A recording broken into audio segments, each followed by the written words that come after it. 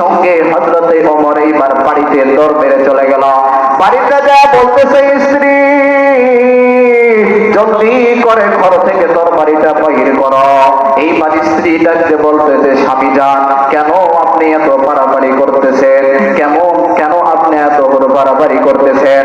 এইবার আমার ডাকতে বলতেছে, রে বিবি, আবু জেহেল ঘোষণা করে দিয়েছে মুহাম্মদ নবীর কল্লা যদি এনে দিতে পারি তাহলে আমাকে 100 লাখ পুরস্কার দিবে। জলদি করে ঘর থেকে তরবারিটা বাহির করো আর একটা বিষের বোতল বাহির করো। এইবার ডাকতে বলতেছে, স্বামী যান, প্রত্যেক দিন আপনি তরবারি চান, কিন্তু স্বামী যান আজকে বিষের বোতলটা কেন চাইতেছেন? বলতেছে, এই বিষের বোতল থেকে যদি বিষটা আমি তরবারিতে মাথায় রাখি, তরবারিটা কাজ করার সঙ্গে সঙ্গে বিষ লাগিয়া মুহাম্মদ নবী মারা যাবে।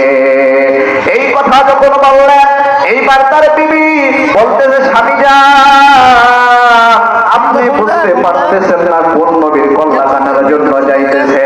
ও স্বামী যান, আপনি জানেন না, গো স্বামী যান, আপনি জানেন না। এইবার আমার বলতেছে, বিবি, তোমার কথা শোনার কোনো আমার সময় নাই, জলদি করে ঘর থেকে তরবারিটা বাহির করো। এমনি মুহতারাম দোস্ত বুজুর্গগণ, ঘর থেকে তরবারিটা বাহির করে আনার পরে এইবার তরবারিতে বিষটা মাখায়া রাতের বেলা ঘুমিয়ে গেল। রাতের বেলা ঘুমিয়ে যাওয়ার পরে হঠাৎ রাতের মাঝখানে হযরত ওমরের স্ত্রী চমকিয়ে উঠল। এইবার ওমর ডাকতে বলতেছে, বিবি, হঠাৎ করে কেন তুমি চমকায় উঠলা?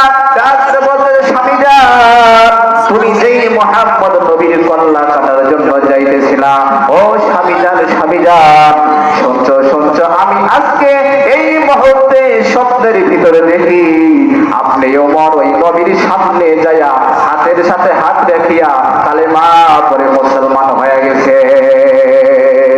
এই কথা যখন বলতেছে, ওমর বলতেছে, হে বিবি, তুই কেন এই স্বপ্নটা দেখলি? তোর স্বপ্নের এই কথা শোনারও আমার সময় নাই। নেতা ঘোষণা দিয়েছে 100 লাখ পুরস্কার দিবে, আমার আর কোনো শোনার টাইম নাই। জলদি করে তরবারিটা বাহির কর, জলদি করে তরবারিটা বাহির কর। রাত যখন পোয়াইছে, ভোরবেলা তরবারি নিয়া আপনার আমার পয়গম্বরের কল্লা কাটার জন্য হযরতে ওমর রওনা দিয়ে দিবে। এমন তো অবস্থায় ঘরের দরজা থেকে এক পা যখন ফেলছে, তখন তার ঘরের ভিতর থেকে ছোট্ট একটা বাচ্চার কান্নার আওয়াজ ভেসে আসে। সেই বাচ্চাটা হচ্ছে তার বাড়িতে থাকে উঠের রাখাল। এই বাচ্চাটা কান্নাকাটি করতেছে। এইবার ওমর বলতেছে, বেবি, এই রাখাল কেন কান্নাকাটি করতেছে? কারণটা কি? বলতেছে, স্বামী জান, আমি তো জানি না কেন সে কান্নাকাটি করতেছে, আপনি একটু শুনে দেখেন।